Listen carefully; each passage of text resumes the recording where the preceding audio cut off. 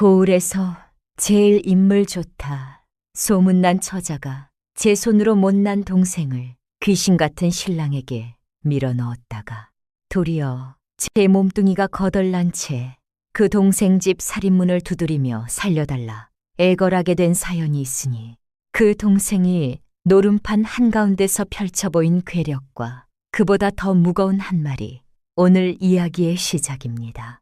전라도 산간 어느 고을 산줄기가 사방을 애워싸 바깥 세상과 거의 담을 쌓다시피 한 외딴 마을에 박진사라는 양반이 살고 있었습니다.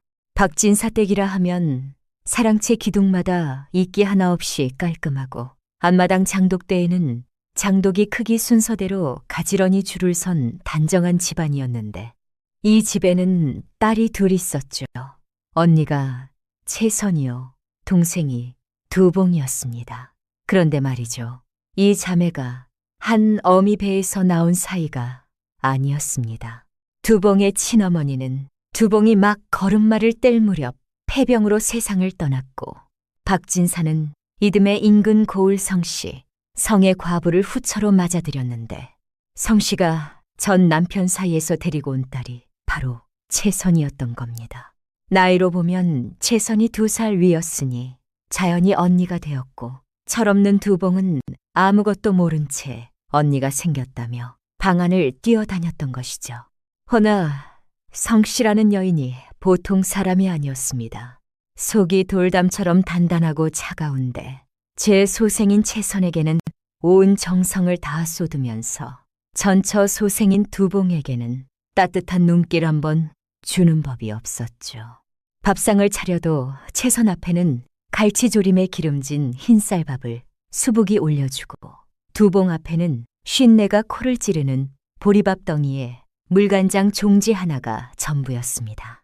박진사가 이를 모르지 않았겠습니까만 그 양반이 성품은 어질돼 기가 약해서 성씨가 눈을 부라리며 목소리를 높이면 슬그머니 사랑채로 물러나 담뱃대만 어루만지고 앉아 있었으니 집안의 모든 권세는 오롯이 성씨의 손안에 들어있었던 겁니다. 채선은 그런 어미를 등에 업고 두봉을 종부리듯 굴렸습니다. 얼굴만 따지면 눈매가 서늘하게 빼어나고 피부가 달걀 껍데기처럼 고와서 장날 지나가는 선비들이 발걸음을 멈추고 흘끗 돌아볼 만큼 고운 처자였는데 그 고운 나띠에 숨은 신보가 문제였죠. 새벽부터 저물녘까지 굳은 일은 죄다 두봉에게 떠넘기고 자기는 안방 아랫목에 비스듬히 기대배를 깔고 누워 대추를 씹으며 세상 편한 낯으로 한숨을 늘어놓는 것이 채선의 하루였습니다. 반면에 두봉이란 아이가 어떤 처자였느냐 하면 이 처자가 덩치부터 예사롭지 않았습니다. 18살 두봉의 어깨가 장정 못지않게 떡 벌어지고 허리가 아름드리 소나무만 하니 마을 사람들이 뒤에서 바위 아시니 돌절구 덩어리니 하며 수군거리는 소리가 두봉의 귀에 들어가지 않은 적이 없었죠. 그런데도 이 처자는 한 번도 울거나 기가 꺾인 적이 없었습니다. 친어머니가 숨을 거두기 전에 어린 두봉의 손을 두 손으로 꼭 잡고 귓가에 남긴 말이 있었기 때문이었죠. 사람의 값어치는 생김새에 있는 것이 아니라 마음 한가운데 있는 것이니 누가 뭐라 하든 네 마음만은 절대로 꺾이지 말거라. 그 한마디가 두봉의 뼛속 깊이 새겨져 있었던 겁니다. 그러니까 두봉은 남들이 뭐라 하든 아랑곳 않고 입꼬리를 귀 밑까지 끌어올리며 하루를 보냈고 그 넉넉한 웃음에서 뿜어져 나오는 힘이란 것이 가히 어마어마해서 장정 셋이 달라붙어야 겨우 들법한 맷돌을 혼자서 번쩍 들어 올리는가 하면 뒷산에서 굴러내려온 바위를 맨손으로 밀어내는 괴력까지 보여주었으니 마을 사람들이 혀를 내두를 수밖에 없었죠. 자, 그러던 어느 겨울이었습니다. 그해 추위가 유난히 매서워서 처마 끝 고드름이 어른 팔뚝만 하고 뒤란 장독 뚜껑에 서리가 소복이 쌓이는 지경이었는데 그 사흘에는 이른 새벽에 채선이 두꺼운 소미불을 턱까지 끌어올린 채 몸을 벌떡 일으키더니 방문을 열고 마당을 향해 소리를 질렀습니다. 야, 두봉아, 마당에 쌓인 눈 치워야 하고 부엌 아궁이에 불도 떼야 하는데 뭘 꾸물거려.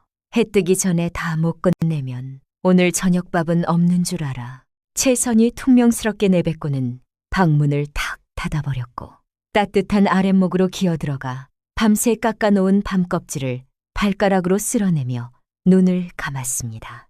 마당에 나와보니 눈이 정강이까지 쌓여 있었습니다.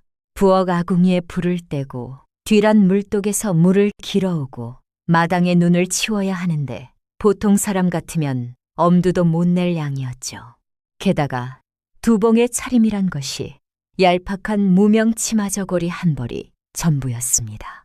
성씨가 솜 두툼이 넣은 겨울옷은 채선에게만 해주었으니 두봉은 해마다 겨울이 와도 그 얇은 옷 한 벌로 버텨야 했던 겁니다.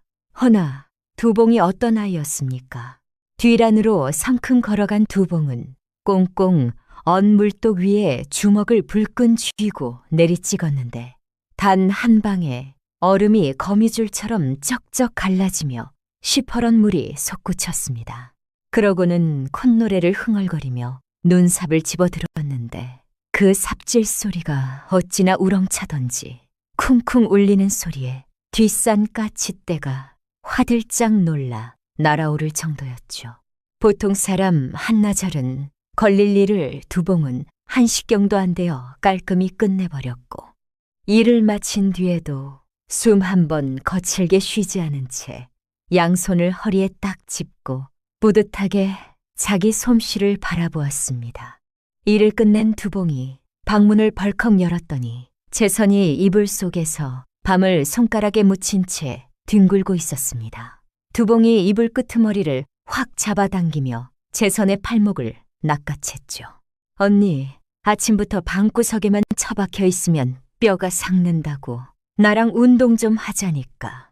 채선이 두 눈을 치켜뜨며 팔을 뿌리쳤으나 두봉의 소나기 힘을 당해낼 재간이 있겠습니까? 질질 끌려 나온 채선은 마당 한가운데 세워졌습니다. 이 추위에 무슨 운동이야? 당장 놔, 못 놔. 채선이 발을 동동 구르며 악을 썼지만 두봉은 희죽희죽 웃으며 채선을 눈더미 앞에 세웠습니다. 채선의 얼굴이 불길한 예감에 하얗게 질렸을 때 두봉이 채선의 등 뒤로 돌아가더니 그 묵직한 몸을 실어 채선의 등을 와락 껴안고 번쩍 들어올렸습니다. 그 순간 채선의 몸이 훌쩍 솟구치며 눈더미 한가운데에 풍덩 처박혔습니다. 눈 속에 얼굴부터 박힌 채선의 입에서 찢어지는 비명이 터져나왔고 그 소리가 마을 어귀까지 쩌렁쩌렁 울려 퍼졌죠. 살려주어. 채선이 눈 속에서 두 팔을 미친 듯이 허우적거리다가 겨우 기어 나오면 두봉이 또 번쩍 들어 눈더미에 쳐박고 나오면 또 쳐박고 이것을 대여섯 번이나 되풀이하니 채선은 눈물 콧물이 범벅이 된 채 혼이 반쯤 날아가 버렸습니다. 마루에서 이 광경을 지켜보던 성씨가 기겁을 하며 뛰어나왔지만 두봉은 태연하게 웃으며 어머니를 돌아보았죠. 어머니, 걱정 마세요. 언니가 답답해 보여서 같이 눈밭에서 놀아줬어요. 성씨가 입을 벌리다 닫았습니다. 뭐라 호통을 치고 싶었지만 두봉이 워낙 천연덕스럽게 같이 논다 하자 딱히 트집 잡을 구석을 찾지 못한 것이죠. 결국 눈더미에서 간신히 빠져나온 채선이 다리를 후들후들 떨며 제 방으로 기어 들어갔고 두봉은 그 뒷모습을 바라보며 속으로 코웃음을 쳤습니다. 얼음장 같은 새벽에 잠도 못 자고 일을 시킨 벌은 이 정도면 받아야 하지 않겠습니까? 그렇게 겨울이 야금야금 지나가고 있었는데 이 박진사 댁에 봄바람과 함께 예사롭지 않은 바람이 하나 더 불어올 줄은 그 누구도 몰랐습니다. 겨울이 물러가고 산자락에 산수유가 노랗게 피어오르면서 마을에도 봄 기운이 완연히 감돌기 시작했습니다. 따뜻한 바람이 불어오니 사람 마음도 한결 느긋해질 법한데 채선의 심술은 봄이 와도 언 땅만큼도 수그러들 기미가 없었죠. 오히려 날이 풀리니 더 기승을 부렸다고 해야 맞을 겁니다. 밥상머리에서 벌어지는 일만 봐도 그랬습니다. 성씨가 차려놓은 상에는 채선 앞으로 기름이 자르르 흐르는 갈비찜에 전유어에 식혜까지 가지런히 놓이는 반면 두봉 앞에는 국물도 시원찮은 된장에 꽁보리밥 덩이가 덩그러니 올라왔죠. 채선은 두봉이 보는 앞에서 일부러 갈비를 뜯으며 오물거리다가 뼈다귀를 두봉 쪽으로 툭 밀어놓는 짓까지 했으니 보통 사람 같으면 속이 뒤집어졌을 겁니다.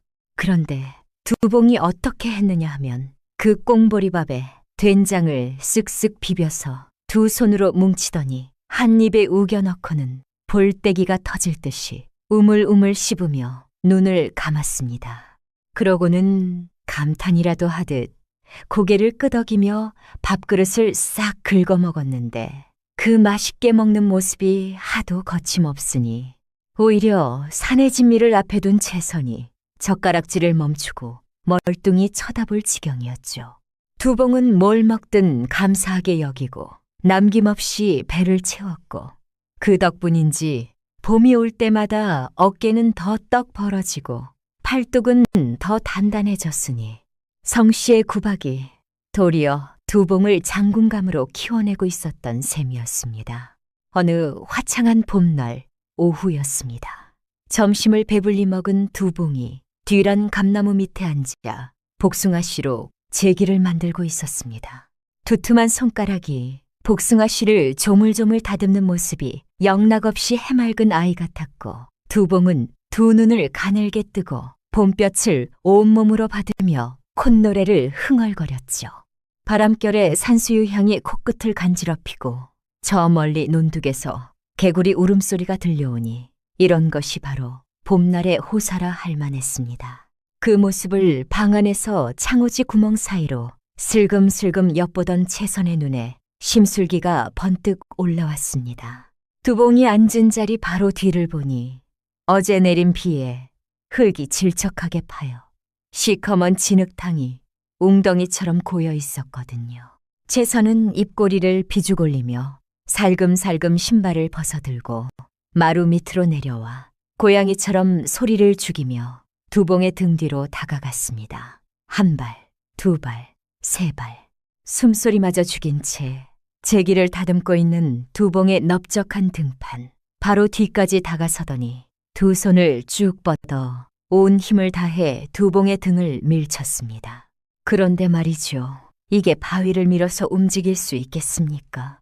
두봉의 몸은 꿈쩍도 하지 않았고 오히려 제 손의 두 손바닥에 찌릿한 충격이 돌아오면서 제 몸이 뒤로 휘청 밀려났습니다. 발 뒤꿈치가 진흙탕 가장자리에 미끄러지며 채선의 몸이 아슬아슬 뒤로 기울어졌는데 바로 그 찰나에 두봉이 뒤를 획 돌아보며 채선의 허리춤을 덥석 붙잡아 끌어올렸습니다. 한 발만 더 늦었으면 채선이 진흙탕에 처박혀 온몸이 시커먼 흙투성이가 될 뻔했던 것이죠.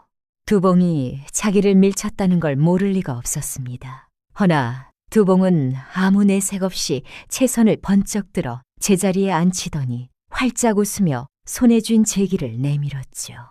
언니도 같이 만들고 싶었구나. 진작 말하지. 내가 하나 더 만들어줄게. 채선이 손사래를 치기도 전에 두봉이 복숭아 씨 하나를 채선의 손바닥 위에 쏙 얹어 주었고 채선은 그것을 손에 쥔 채 할 말을 잃어 멀거니 서 있었습니다. 두봉은 이미 고개를 숙이고 다시 콧노래를 흥얼거리며 제기 만들기로 돌아가 있었죠. 채선은 손바닥 위에 복숭아 씨를 한참 내려다보다가 뒤를 돌아 방으로 들어갔는데 담장 안쪽 진흙탕을 스쳐 지나가며 제 뺨이 슬그머니 붉어졌습니다. 그날 저녁이었습니다.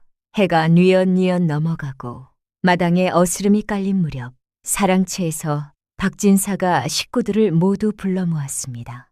성씨가 먼저 자리를 잡고 아직도 멍한 기색의 채선이 들어와 앉았으며 두봉은 뒷마당에서 손을 씻고 들어와 구석에 조용히 걸터 앉았죠.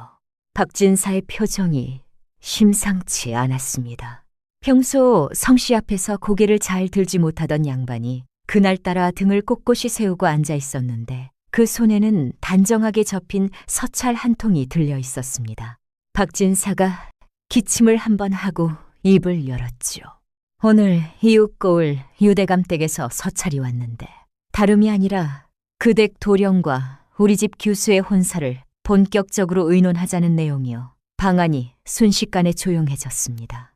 성씨의 눈이 번뜩이며 박진사의 손에 들린 서찰을 뚫어져라 바라보았고 채선은 혼사라는 말에 귀가 쫑긋 세워졌죠.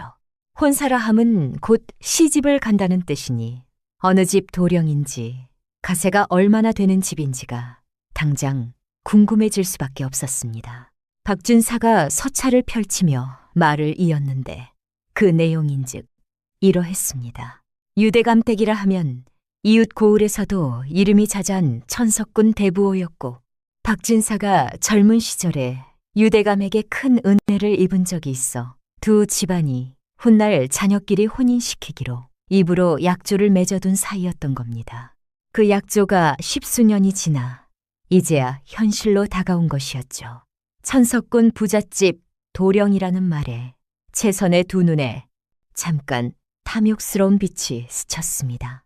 허나 박진사의 다음 말에 그 빛이 싹 꺼져버렸죠. 박진사가 무거운 한숨을 내쉬며 서찰을 접었습니다. 다만 한 가지 걸리는 것이 있으니 그 도령이 몇 해 전 호환을 당해 얼굴과 목에 심한 흉터를 입었다 하오. 고을에서는 그 흉터가 하도 흉하여 귀신 같다느니 맹수 같다느니 하는 소문이 파다하다 하니 이것이 마음에 걸리는 것이요. 그 말이 떨어지자마자 방 안의 공기가 얼어붙었습니다. 성씨의 얼굴이 돌처럼 굳었고 채선은 두 눈이 휘둥그레져서 입을 떡 벌린 채 아버지를 바라보았죠. 두봉만이 아무 표정 변화 없이 조용히 아버지의 이야기를 듣고 있었습니다. 천석군의 재력은 남부럽지 않되 얼굴이 귀신 같은 사내라니. 이 혼담이 박진사 댁에 어떤 방향으로 몰아칠지 아무도 예측할 수 없었습니다. 그날 밤 박진사가 사랑채로 물러난 뒤 안방에서 난리가 났습니다. 채선이 방바닥에 이마를 쳤듯이 엎드려 두 주먹으로 바닥을 쾅쾅 내리치며 울음을 터뜨렸는데 그 울음소리가 얼마나 처절했는지 행랑치의 머슴들까지 잠을 설쳤을 정도였죠. 성씨가 채선의 등을 쓸어내리며 달래보았지만 채선은 좀처럼 진정이 되지 않았습니다. 성씨도 속이 복잡하기는 마찬가지였습니다. 천석군이라는 말에 귀가 솔깃해져 가슴 한쪽이 들썩이기는 했으나 얼굴이 귀신 같다는 소문이 발목을 잡았던 것이죠. 재력이 아무리 대단하다 한들 제 손으로 키운 채선을 그런 흉측한 사내에게 보낼 수는 없다는 것이 성씨의 속마음이었습니다. 비단옷이 100벌이면 뭐가 되겠소. 내 딸의 얼굴값이 그 집 곳간 10칸이지. 속으로 이렇게 되뇌이며 성씨는 이를 악물었죠. 그런데 말이죠. 문제는 박진사가 이미 유대감 댁에 약조를 했다는 데 있었습니다. 양반 집안끼리 입으로 맺은 약조라는 것이 그 시절에는 문서보다 더 무거운 것이었어서 이것을 어기면 집안의 체면이 땅에 떨어지는 것은 물론이고 박진사 본인이 의리 없는 사내로 온 고을에 낙인이 찍힐 판이었습니다. 박진사가 아무리 기가 약한 양반이라 해도 이 약조만큼은 물릴 수 없다며 고집을 부렸으니 성씨로서는 딸을 보내지 않으면서도 약조를 깨지 않을 묘수를 찾아야 하는 셈이었죠. 그때였습니다. 채선이 울음을 뚝 그쳤습니다. 눈물로 범벅이 된 얼굴을 소매로 훔치더니 창호지 너머로 뒷마당을 내다보았는데 달빛 아래 두봉이 장작 패고 남은 장작 조각들을 한데 모아 묶고 있었습니다. 두봉의 손이 움직일 때마다 새끼줄이 팽팽하게 당겨졌고 두봉의 넓적한 등판에 달빛이 서늘하게 내려앉아 있었죠. 최선이 그 모습을 한참 바라보다가 입꼬리를 느릿하게 끌어올렸습니다. 울다 말고 웃는 그 얼굴에 차가운 빛이 서렸고 성씨를 돌아보며 무릎을 바짝 끌어붙이고 목소리를 낮췄습니다. 어머니, 저 덩치 큰 것을 대신 보내면 되잖아요. 귀신 같은 놈한테는 바위 같은 년이 딱이에요. 천생연분이지 뭐. 성씨의 눈이 크게 벌어졌다가 이내 가늘어졌습니다. 그 말이 성씨의 머릿속에서 톱니바퀴처럼 딱딱 맞아 돌아갔던 겁니다. 두봉을 보내면 약조도 지키고 아끼는 채선도 지키고 게다가 눈의 가식 같은 전처 소생을 집에서 내보낼 수 있으니 이보다 더 좋은 수가 어디 있겠습니까? 성씨가 무릎을 탁 치며 고개를 끄덕였고 모녀는 머리를 맞대고 밤새 궁리를 이어갔습니다. 이튿날 아침 성씨가 사랑채로 박진사를 찾아갔습니다. 박진사 앞에 단정히 앉은 성씨가 조근조근 말을 꺼냈는데 채선은 체질이 약해서 먼 곳으로 시집 보내기가 걱정이니 건강하고 몸이 튼튼한 두봉을 보내는 것이 두 집안 모두를 위한 최선이라는 논리였죠. 박진사의 낯빛이 어두워졌습니다. 또 이 꼼수를 쓰는구나 싶었지만 성씨가 눈을 불거리며 목소리를 높이자 그 양반이 또 스르륵 물러서고 말았습니다. 그리하여 이 집안의 봄 소식이란 것이 두봉에게는 청천벽력이 되었고 두봉 자신은 아무것도 모른 채 다음 날도 여전히 콧노래를 흥얼거리며 뒤란을 쓸고 있었습니다. 한 가지 두봉이 예상치 못한 것이 있었으니 바로 이 혼처가 두봉에게 쏟아질 조롱이 아니라 오히려 인생 전체가 뒤집히는 전환점이 될 터였다는 겁니다. 혼례날이 되었습니다. 성씨가 두봉에게 내린 혼례복이라는 것이 제 선것과는 하늘과 땅 차이였지만 두봉은 군말 없이 갇혀 입고 가마에 올랐죠. 가마가 고을 경계를 넘어 유대감댁 앞에 다다랐을 때 구경 나온 이웃 사람들이 수군거리는 소리가 발밑까지 들렸습니다. 처자가 신부라고. 그런데 이 혼처가 맞긴 한 거야. 두봉이 가마 안에서 두 손을 무릎 위에 얹고 눈을 감았습니다. 어머니가 남긴 그 한마디가 가슴 안쪽에서 조용히 울렸죠. 마음 한가운데 있는 것이니 절대로 꺾이지 말거라. 그런데 말이죠. 신랑의 얼굴을 처음 마주한 두봉의 눈빛이 달랐습니다. 소문처럼 흉터가 없다 할 수는 없었으나 그 눈 안에 담긴 것이 두봉의 눈에 먼저 들어왔습니다. 주눅들지 않되 교만하지 않고 세상을 가볍게 보지 않는 눈이었죠. 신랑의 이름은 성준이었습니다. 유대감의 아들로 태어나 호환을 겪은 뒤 고을 사람들의 따가운 시선 속에서도 묵묵히 농사를 배우고 글을 읽어온 사내였습니다. 두봉과 성준은 첫날 밤 긴 말 없이 나란히 앉아 뜰 안의 봄 달빛을 바라보았고 그 침묵 안에서 두 사람이 서로의 무게를 조용히 가늠했습니다. 살림을 꾸린 첫 해부터 두봉의 힘과 성준의 지혜가 맞물리니 밭은 해마다 풍성해졌고 곶가는 차곡차곡 채워졌습니다. 두봉이 장정센 몫의 일을 해내면 성준은 그 곁에서 장부를 정리하고 이웃과 의리를 쌓았죠. 고을 사람들이 처음에는 그 특이한 부부를 뒤에서 수군거렸지만 해가 갈수록 든든하고 넉넉한 그 살림에 먼저 고개를 숙이게 되었습니다. 두봉은 그 어느 날도 출발이 억울했다는 말을 꺼낸 적이 없었습니다. 꽁보리밥을 먹고 키운 몸이 이 살림을 일구었다고 그 몸을 만들어준 시절에 도리어 감사하다고 웃었을 따름이었죠. 그러는 동안 박진사 댁에는 반대의 바람이 불기 시작했습니다. 성씨가 금이야 옥이야 아끼며 키운 채선에게 혼처가 정해졌는데 그 신랑이라는 자가 겉으로는 번듯하되 속에 술버릇과 노름판이 숨어 있었습니다. 성씨가 보이는 것만 보고 밀어붙인 혼사였죠. 석 달이 지나자 채선의 몰이 처참하게 변해 있었습니다. 그 고왔던 얼굴에 시퍼런 멍이 겹겹이 들었고 입술이 터져 딱지가 앉았으며 한쪽 눈두덩이가 퉁퉁 부어올라 제대로 뜨지도 못하는 지경이었죠. 고운 살은 간데없이 뼈가 드러날 만큼 말라 빠졌고 비단 저고리는 누더기가 되어 걸레짝보다 못한 꼴이 되었습니다. 그래도 채선은 도망갈 생각을 하지 못했습니다. 갈 곳이 없었기 때문이죠.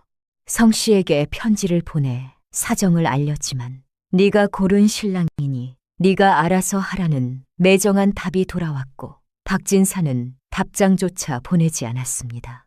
그러던 어느 날 밤이었습니다. 남편이 투전판에서 크게 잃고 돌아와 평소보다 더 사나운 손짓을 해댔는데 그날은 주먹질로 모자라 부직갱이를 집어들었습니다.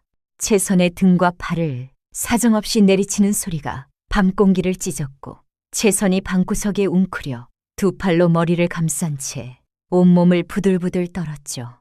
사내가 지쳐 잠이 들기까지 그 매질이 얼마나 이어졌는지 모릅니다.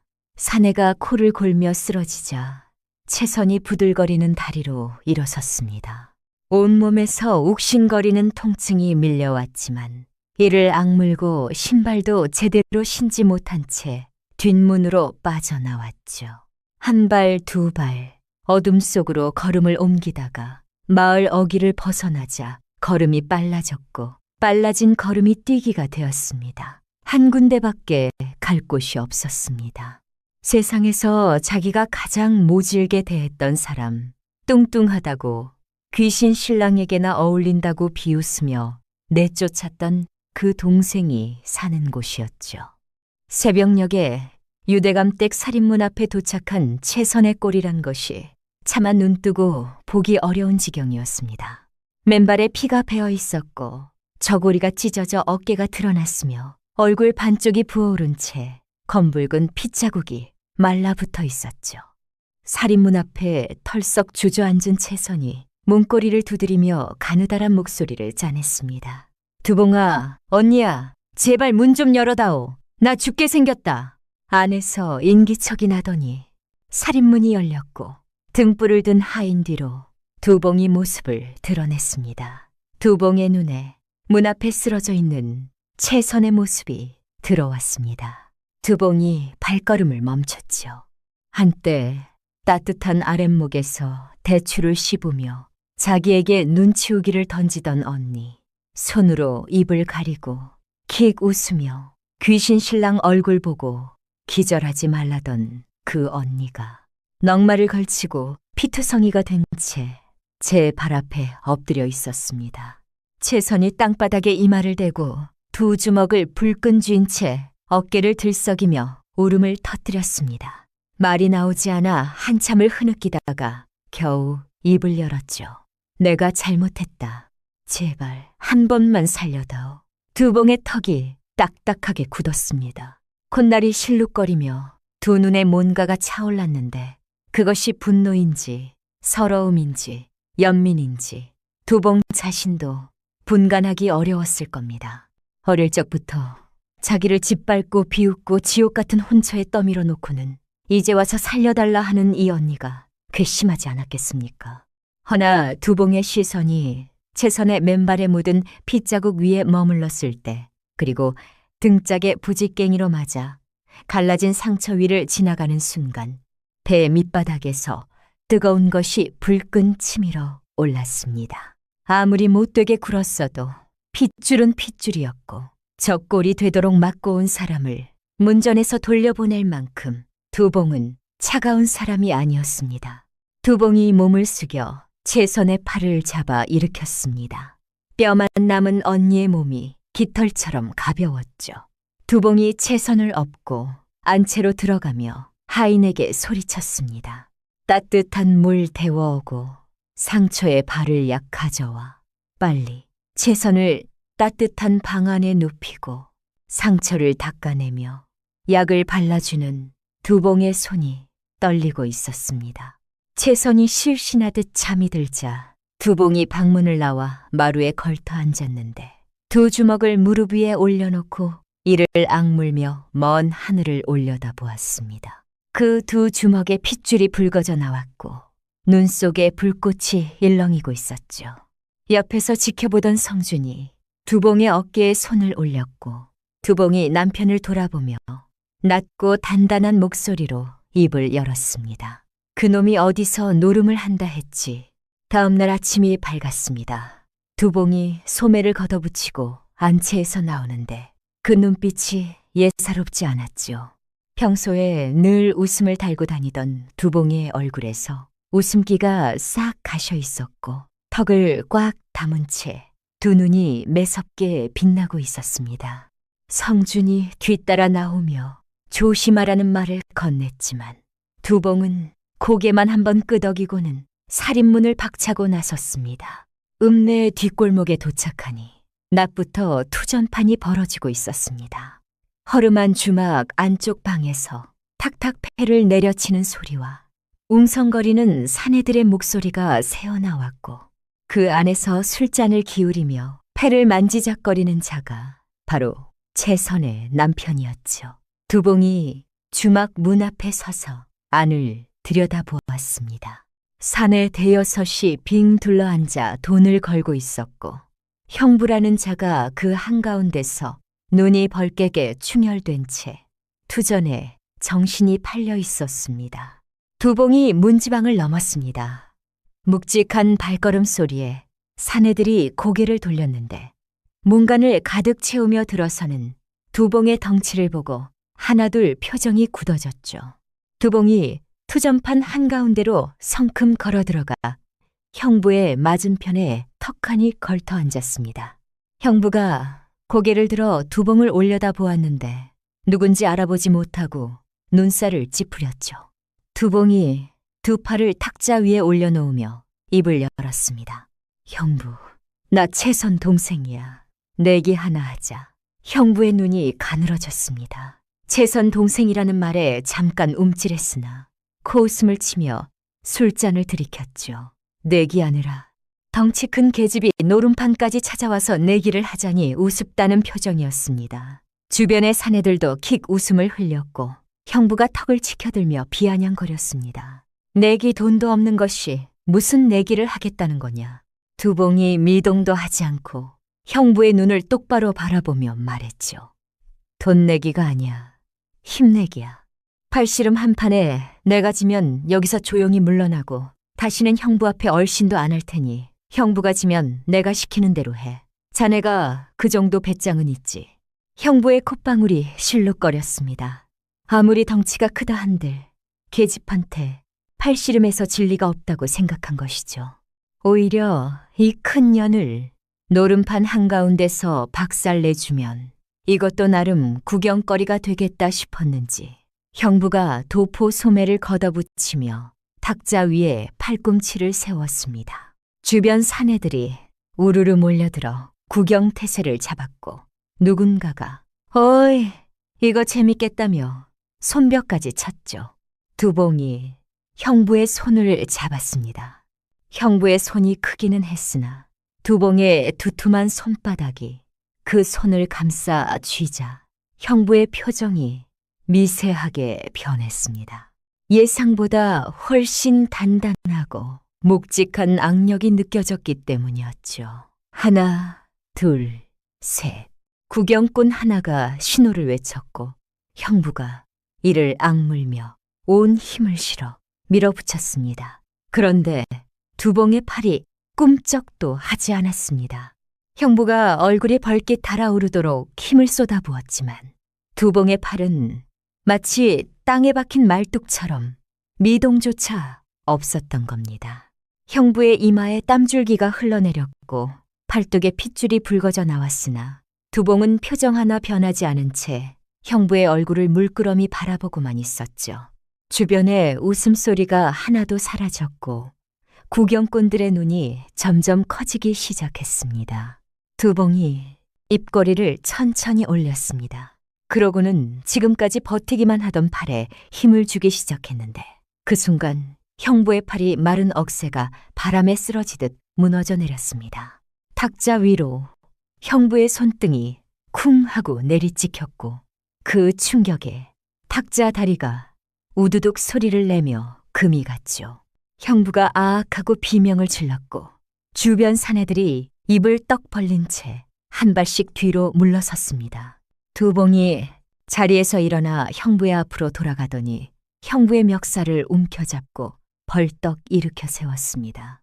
형부의 두 발이 땅에서 떨어질 만큼 두봉이 한 손으로 번쩍 들어올렸는데 형부가 두 손으로 두봉의 손목을 잡고 발버둥을 쳤지만 꼼짝을 할 수가 없었죠. 두봉이 형부를 끌고 주막 밖으로 나왔습니다. 대낮에 장터 길바닥에 형부를 내동댕이 친 두봉이 그 앞에 떡 버티고 서서 내려다 보았는데 지나가던 사람들이 하나둘 걸음을 멈추고 구경하기 시작했죠. 두봉이 형부 앞에 쪼그려 앉으며 낮은 목소리로 말했습니다. 졌으니까 약속 지켜. 나를 업어. 형부의 얼굴이 하얗게 질렸습니다. 대낮에 장터 한복판에서 이 큰 처제를 업으라니 사내의 자존심이 발끝부터 꼭대기까지 산산조각 나는 소리가 들리는 것 같았지요. 허나 방금 그 괴력을 눈앞에서 경험한 터라 거부할 배짱이 나오지 않았고 주변에 몰려든 구경꾼들의 눈이 수십 개가 자기를 내려다보고 있었습니다. 형부가 이를 악물고 등을 돌려 쪼그려 앉았습니다. 두봉이 그 등에 올라탔는데 두봉의 묵직한 체중이 형부의 어깨를 짓누르자 형부의 두 무릎이 후들거리며 땅에 박히는 듯 했죠. 간신히 일어선 형부가 비틀비틀 한 발을 내딛자 구경꾼들 사이에서 웃음이 터져 나왔고 두봉은 형부의 등 위에서 두 다리를 흔들며 소리쳤습니다. 자, 장터 한 바퀴 돌아, 빨리. 형부가 두봉을 업고 장터를 돌았습니다. 한 발 내디딜 때마다 무릎이 꺾일 듯 흔들렸고 등골에 땀이 비오듯 쏟아졌으며 장터의 안악들과 노인들과 아이들이 손가락질하며 웃어대는 소리가 귀를 찢었죠.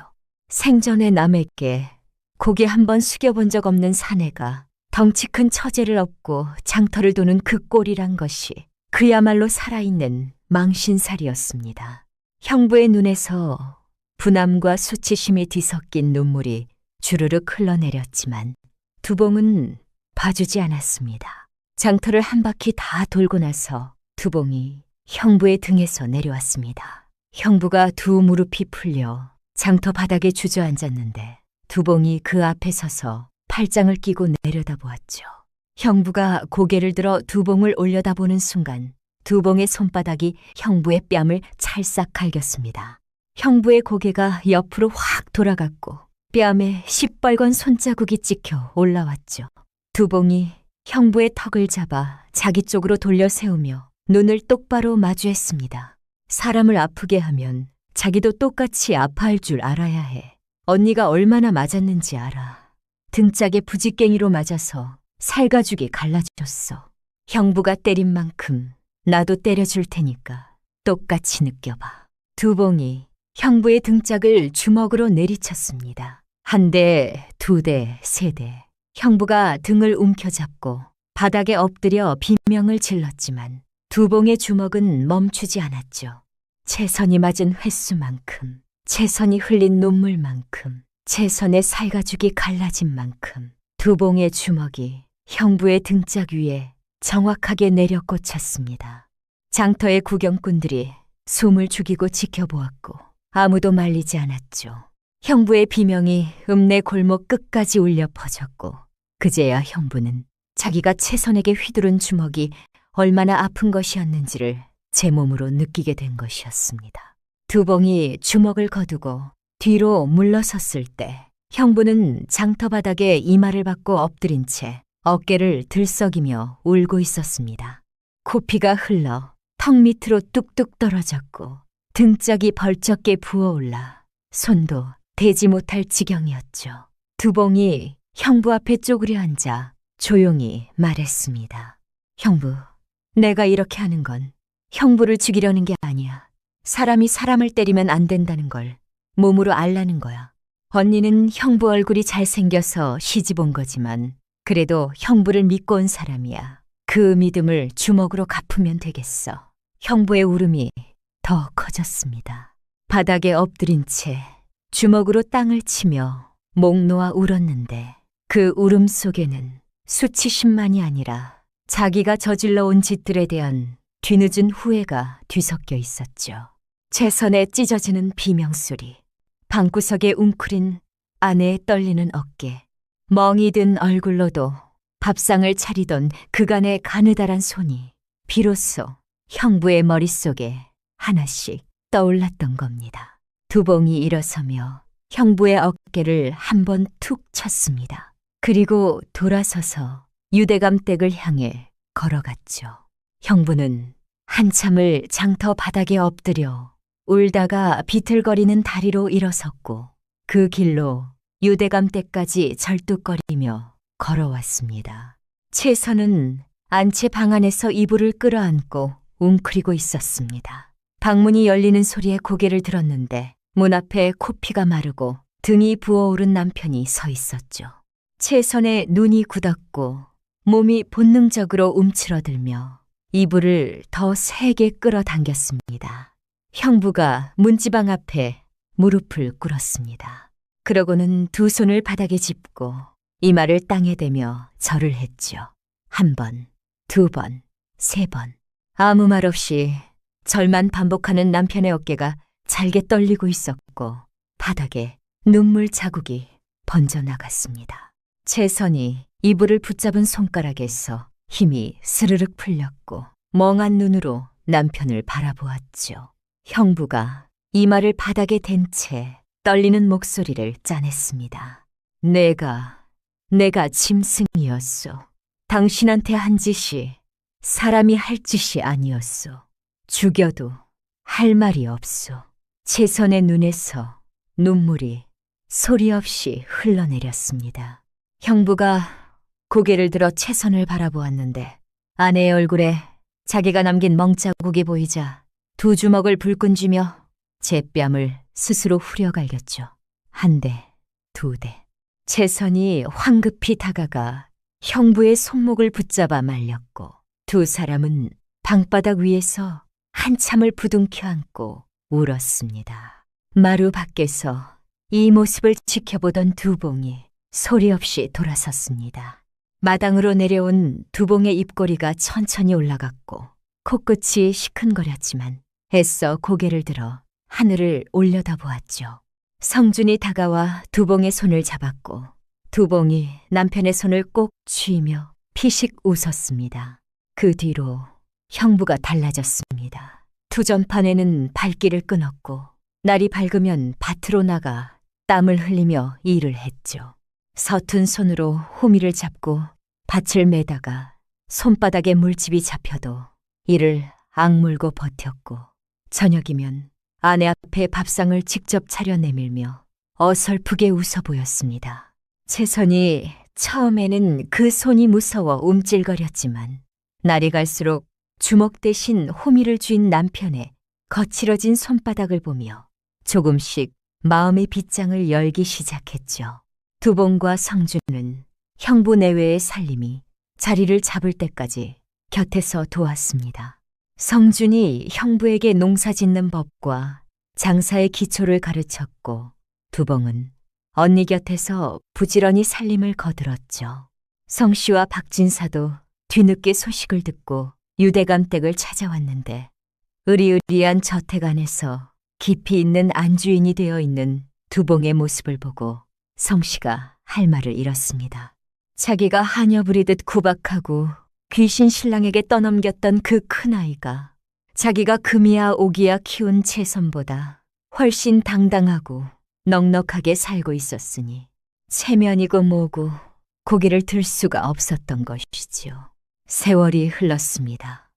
두봉과 성준의 살림은 해를 거듭할수록 번창하여 고을에서 가장 존경받는 부부가 되었고 채선과 형부도 작지만 따뜻한 보금자리를 일구며 평범하고 소박한 행복을 되찾아갔습니다. 명절이면 네 사람이 한자리에 모여 밥상을 마주했는데 채선이 두봉에게 고기 반찬을 집어 건네며 어릴 때 꽁보리밥만 줬던 것을 사과하면 두봉이 손사래를 치며 그 꽁보리밥 덕분에 이 튼튼한 몸을 만들었다고 껄껄 웃어젖혔고 그 웃음소리에 밥상머리가 떠나갈 듯 시끄러워지곤 했습니다. 세상 사람들은 사람을 볼 때 제일 먼저 겉을 봅니다. 얼굴이 곱다, 못났다, 뚱뚱하다, 날씬하다, 흉터가 있다, 없다. 그런 것들로 사람의 값어치를 매기려 하죠. 허나 이 이야기가 전하는 바는 분명합니다. 곱상한 얼굴 뒤에 못된 신보가 숨어 있을 수도 있고 흉측한 흉터 뒤에 세상을 구할 만큼 뜨거운 마음이 숨어 있을 수도 있으며 덩치 큰 껍데기 안에 바다보다 넓은 지혜와 선함이 가득 차 있을 수도 있는 법이지 않겠습니까?